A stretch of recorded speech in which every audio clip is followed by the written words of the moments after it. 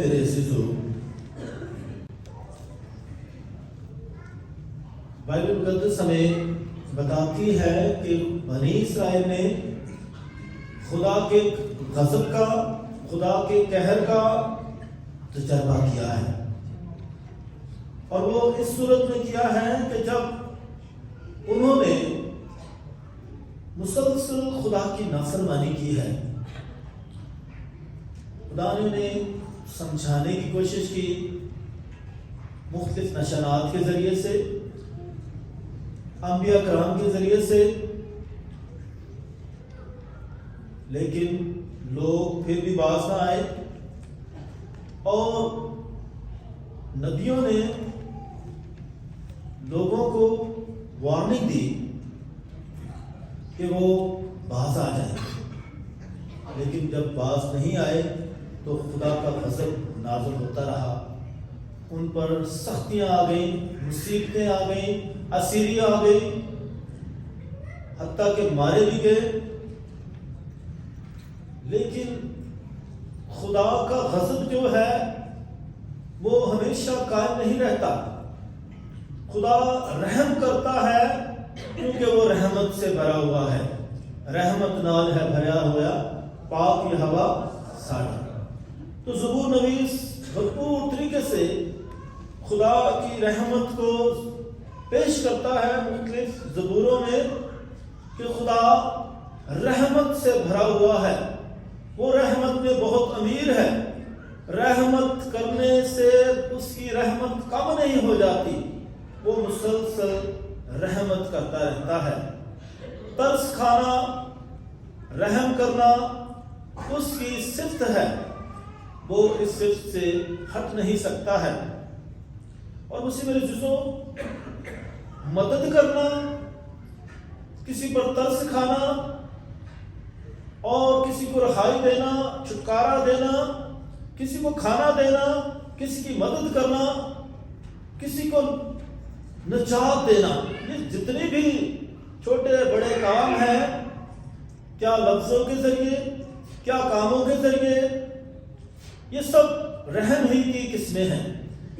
ہر بات میں، ہر کام میں، چاہے وہ چھوٹا سا کام ہے، چاہے وہ بڑا سا کام ہے، اس میں رحمت ہے، حتیٰ کہ ہماری نجات بھی اس کے رحم کے بغیر نہیں ہے۔ ہم اپنی قوت کے ساتھ، اپنی کوشش کے ساتھ نجات بھی حاصل نہیں کر سکتے ہیں، کچھ بھی نہیں کر سکتے، اور خدا جو ہے رحمت سے بھرا ہوا ہے۔ رحمت اور ترس میں جو ہے کچھ فرق ہے، مرسی یا کمپیشن میں فرق ہے۔ رحمت جسے ہم انگریزی میں کہتے ہیں کمپیشن، جس کا مطلب ہے کسی کے ساتھ دکھ اٹھانا، تو سفر ود، کسی کے ساتھ جو ہے غم میں شریک ہونا، کام کا مطلب ود، اور پیشن، رحم جو ہے ترس کھانا۔ یہ بات جو ہے نظریاتی بھی ہو سکتی ہے کہ کسی نے جو ہے سوچا ہے کہ اس پر رحم ہونا چاہیے، اسے رحم کی ضرورت ہے، یہ صرف سوچ ہے، یا کسی نے جذباتی طور پر اس پر ترس کھایا ہے، جذباتی طور پر صرف فیلنگز ہیں، جذبات ہیں، لیکن عمل نہیں ہے۔ تو خدا کی جو رحمت ہے وہ عملی ہے، وہ نظریاتی نہیں ہے، جذباتی نہیں ہے، بلکہ عملی ہے۔ اس لیے جو ہے رحم جو ہے یہ اس میں عمل ہے، کہ خدا کا جو رحم ہے وہ عملی ہے، وہ پریکٹیکل ہے، اور خدا سب کچھ کرتا ہے، کیونکہ وہ کسی کی ہلاکت نہیں چاہتا ہے، وہ کسی کی جو ہے ہلاکت نہیں چاہتا ہے، بلکہ وہ نجات چاہتا ہے۔ وہ اسی لیے قربانی نہیں بلکہ رحم پسند کرتا ہے۔ خدا رحمت سے بھرا ہوا ہے، خدا نے ہمیشہ انسان پر رحم کیا ہے، وہ انسان پر مہربانیاں بھی کرتا ہے، اس کا فضل بھی جو ہے اس کی خاص کیفیت ہے، جس میں اس کا جلال ہے، اس کی مہربانی ہے، لیکن رحم میں، رحمت میں اس کا ترس ہے، وہ ترس کھاتا ہے، وہ کسی کی کمزوری کو دیکھ نہیں سکتا ہے، وہ کسی کے دکھ کو دیکھ نہیں سکتا ہے، وہ اس کے دکھ کو دور کرتا ہے، وہ اس کو جو ہے نجات دیتا ہے، رہائی دیتا ہے۔ خدا کی رحمت ایسی ہے، عملی ہے کہ وہ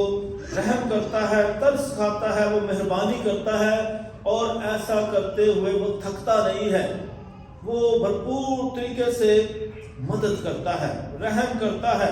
اور اسی لیے اس نے مختلف لوگوں کو بھیجتا رہا ہے، اور پھر اس نے اپنے اکلوتے بیٹے کو بھی بھیج دیا، اور اس کا بیٹا بھی جو ہے مسلسل رحم دکھاتا ہے اپنی باتوں کے ذریعے، اپنے کاموں کے ذریعے، اپنے معجزات کے ذریعے،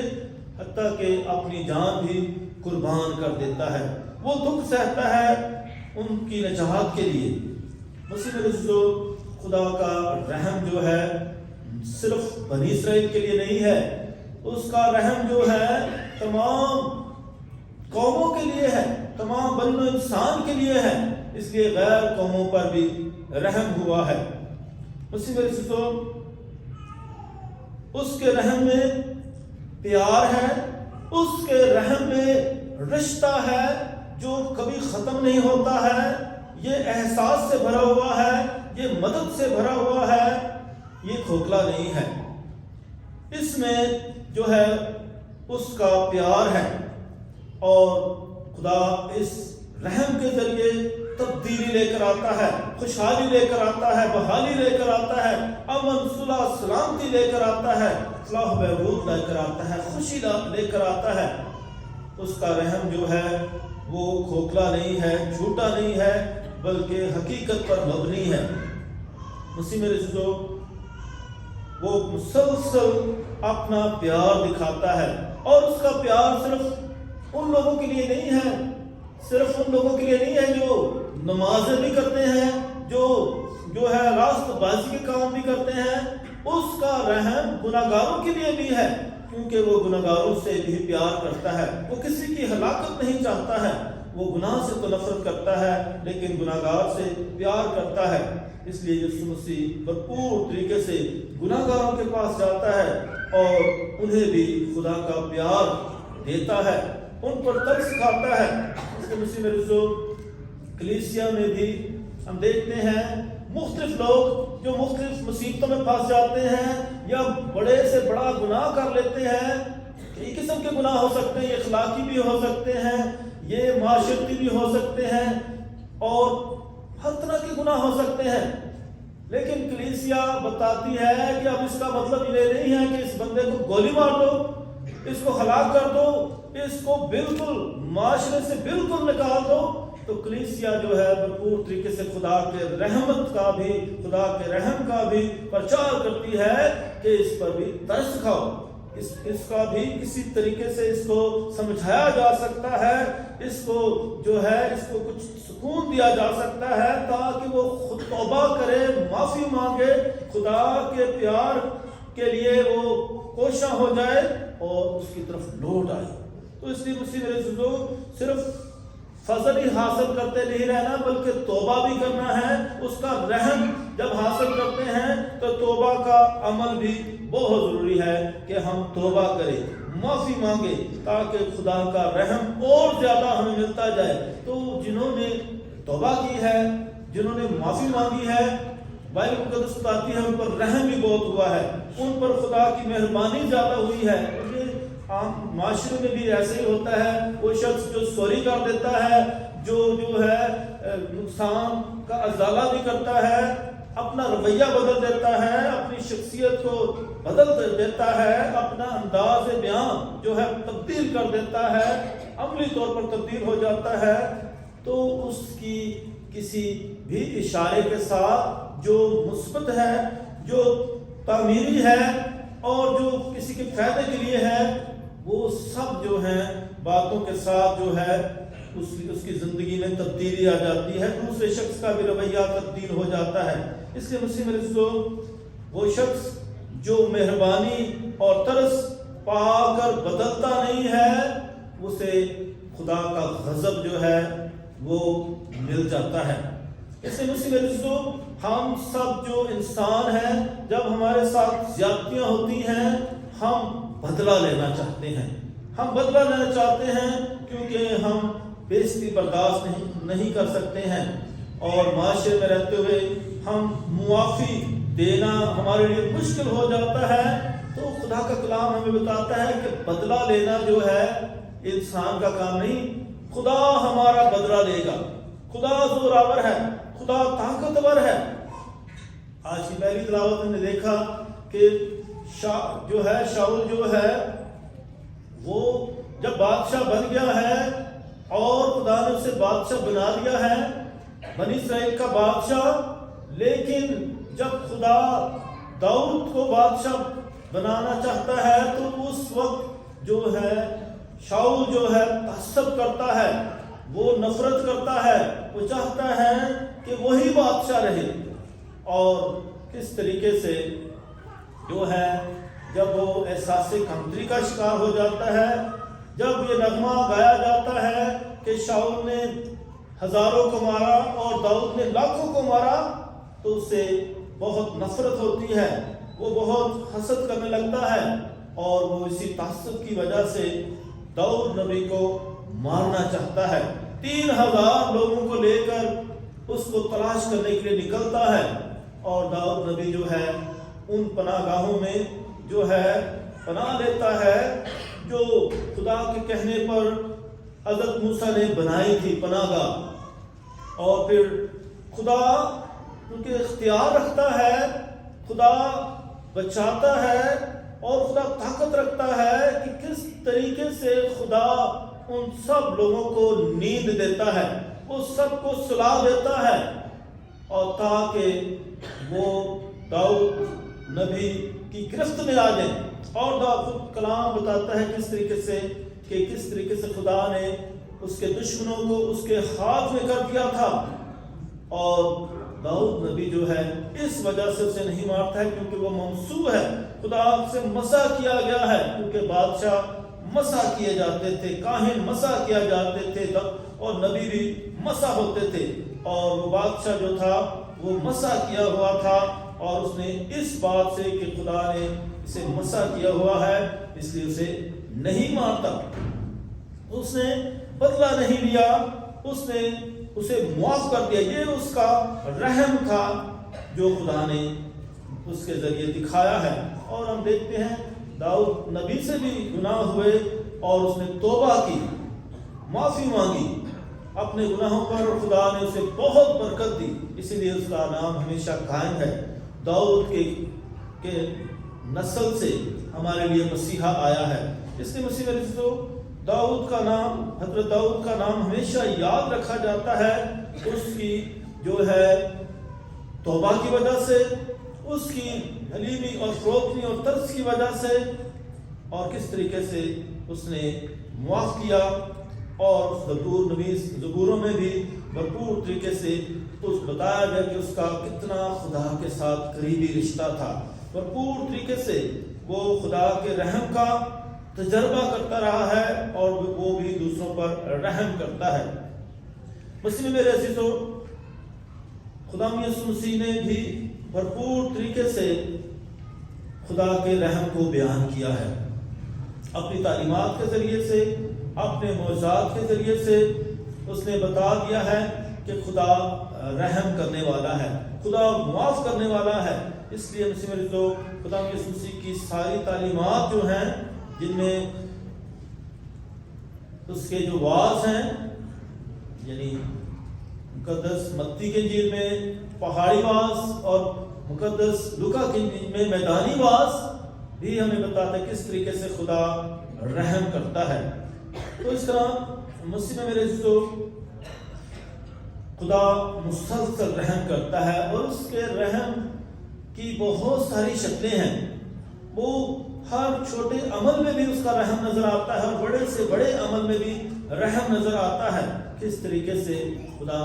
ہمیں بتاتے ہیں کہ بھرپور طریقے سے خدا ہم پر رحم کرتا ہے، تو ضرورت ہے کہ ہم بھی ایک دوسرے کے ساتھ رحم کریں، ایک دوسرے کے ساتھ مہربانی کے ساتھ پیش آئیں۔ اسی لیے مقدس متی کی انجیل میں جو مبارک بادیاں ہیں، اس میں روحانیت کی طرف زیادہ اشارہ کیا گیا ہے تاکہ لوگ روحانی ہو جائیں۔ مبارک ہے وہ جو روح کے قریب ہیں، کیونکہ حضرت جو ہمیں